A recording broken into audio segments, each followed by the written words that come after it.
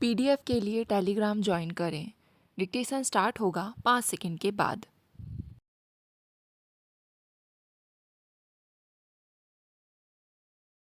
बहनों और भाइयों, जो हमने देखा और कभी कभी किसी कदर पागलों की तरह से हम उस स्वप्न के पीछे दौड़े, हमने उसको पकड़ने की कोशिश की। देश की स्वतंत्रता और देश की स्वतंत्रता के साथ सारे देश के करोड़ों आदमियों की, जनता की स्वतंत्रता, उनका दुख और गरीबी से छुटकारा होना, यह इस देश के लिए बड़ी भारी प्रश्न था।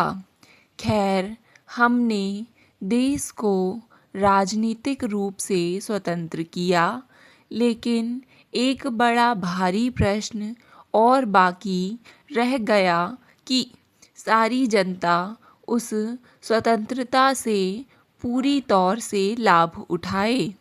इसी बीच दूसरी मुसीबतें आईं। आप जानते हैं, बड़ी मुसीबतें आईं। 50-60 लाख शरणार्थी हमारे देश में आए और हज़ारों मुसीबतें उनके ऊपर आईं।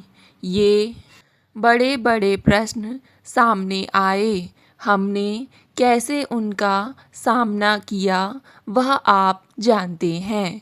अच्छा किया, बुरा किया, गलती हुई, सफलता हुई, इस तरह से ठोकर खाते खाते हम बढ़े। लेकिन आखिर में बढ़े, क्योंकि हमारी ताकत आखिर में इतनी थी कि मुसीबतें भी हमें रोक नहीं सकती थी। मेरा विचार है कि आप इन 2 वर्षों की तरफ देखें तो बहुत कुछ खराबियां आपको दिखेंगी, लेकिन अंत में आप देखें कि यह बड़ा देश मजबूती से आगे बढ़ता जाता है और अपनी स्वतंत्रता को पक्का करता जाता है।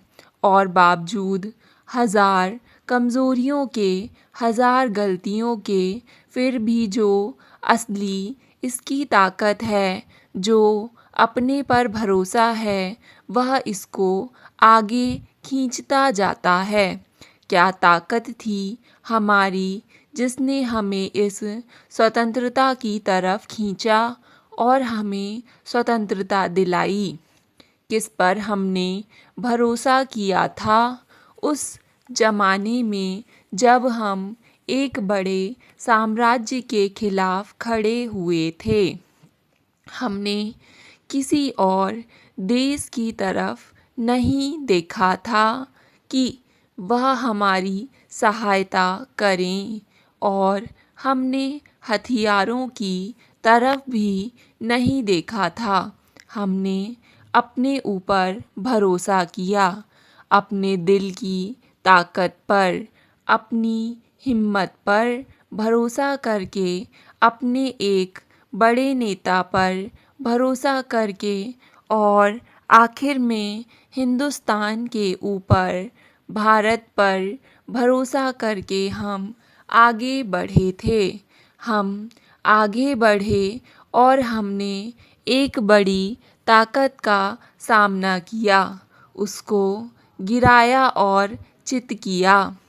तो फिर आजकल हम और आप किस बात से क्यों डरें, क्यों घबराएं, क्यों परेशान हों?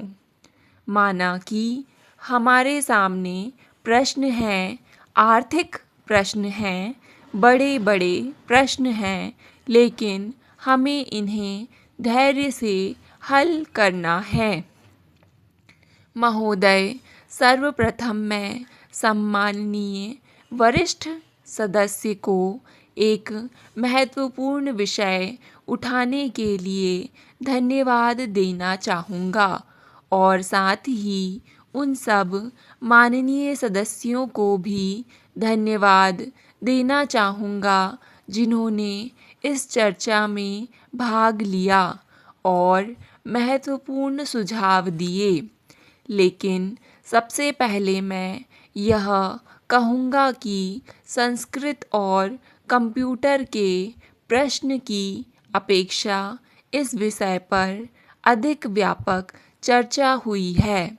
इसके अंतर्गत सभी भारतीय भाषाओं पर, संस्कृति के प्रश्न पर, आयुर्वेद, नक्षत्र विज्ञान, बीजगणित, ज्यामिति और प्राचीन काल से अर्जित संपूर्ण ज्ञान पर चर्चा हुई है।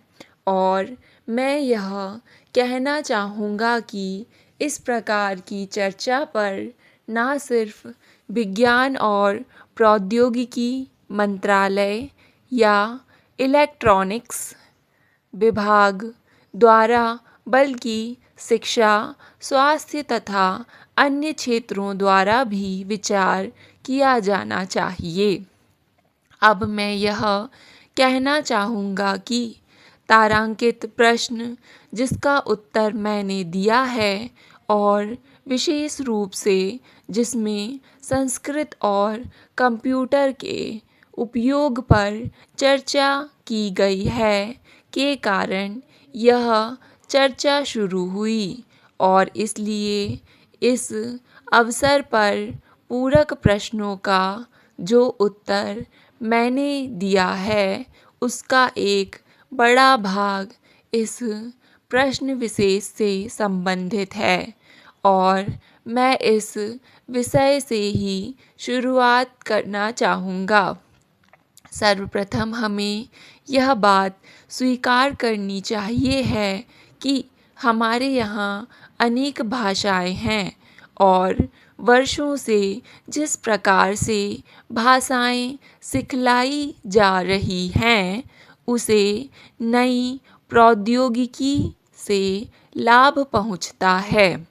हम इस बात से भिज्ञ हैं कि सैकड़ों वर्ष पहले यदि आप कोई भाषा सीखना चाहते थे तो आपको उस जगह, उस देश, उस क्षेत्र में जाकर वहाँ के लोगों से उसे सीखना पड़ता था।